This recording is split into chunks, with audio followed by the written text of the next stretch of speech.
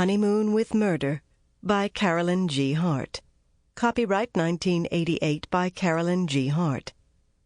This recording of the full-length reading of Honeymoon with Murder was published by arrangement with Gelfman Schneider Literary Agents, Incorporated, New York, and was produced in 2000 by Books on Tape, Incorporated, which holds the copyright thereto.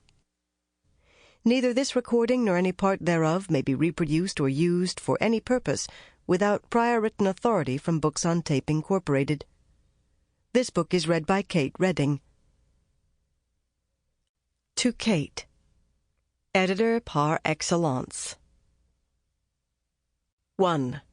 Just before dawn, Wednesday, September 16.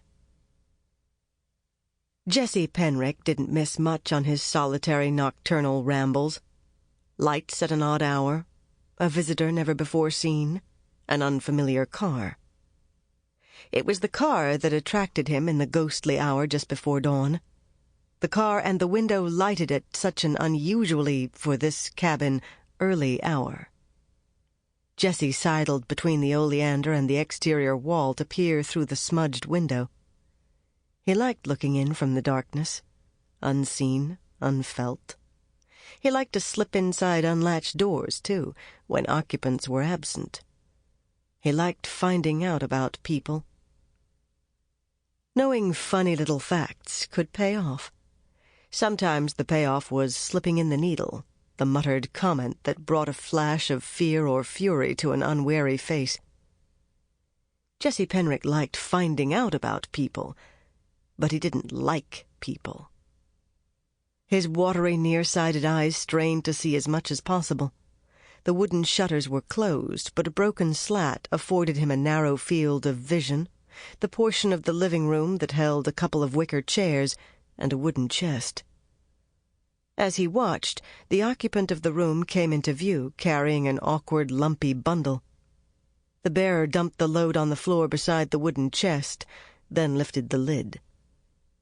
But Jesse's gaze was riveted on the floor and the red and blue quilt, just like one his grandmother'd made, that gaped open to reveal its contents. Jesse could have called the police. It would have been exciting. Lights flashing, sirens, maybe even yellow tape, like he saw sometimes in TV crime scenes. And Jesse could be a hero, interviewed on Channel 10. Hot stuff. Instead, he waited, his gnarled hands gripping the window frame. In only a few minutes the room was empty and dark, the bundle stuffed into the chest, the lights turned off, the car departed in a swirl of dust. Jesse looked once over his shoulder, then trotted to the back of the cabin and the kitchen door he had learned to shake until the bolt slipped. He tiptoed inside. He had a little pocket flash which he aimed down at the opened chest. He tugged on the quilt. His impersonal blue eyes surveyed the interior thoughtfully, then he gave a satisfied nod. Without a qualm, he reached down and pulled. In a moment he stared at the soft gleam of gold against his palm. That would prove he'd been here all right.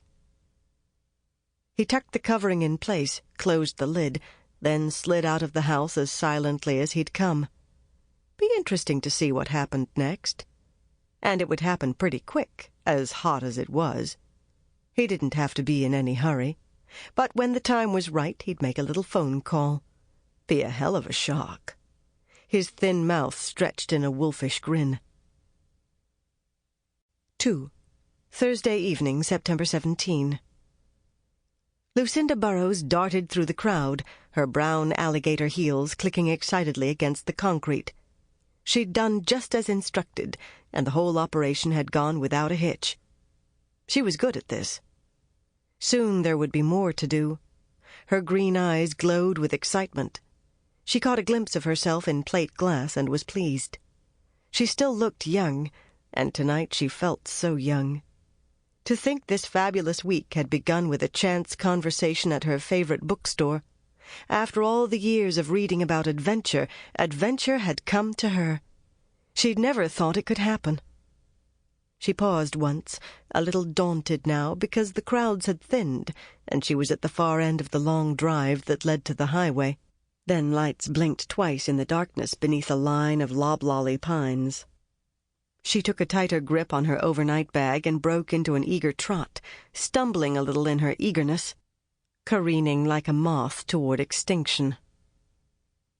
3. Thursday night, September 17. The perfect crime. Who said it couldn't be done? The solitary drinker raised the champagne glass in silent toast. To crime. It was then, and did some dark gods in a shadowy corner of the universe clasp their sides and shake with mirth, that the phone began to ring. 4. Early Saturday morning, September 19. Ingrid Jones had no idea she was being observed, she and the whole expanse of Nightingale Courts. She was oblivious to her surroundings this morning, although she was one of the island's most fervent boosters. In the mornings she often took time to stroll out on one of the long, narrow piers to watch a passing sailboat or frolicking dolphins. At low tide she'd stand very still and enjoy the antics of solemn-faced raccoons, the grace of small white-tailed deer, and the industry of scavenging blue crabs.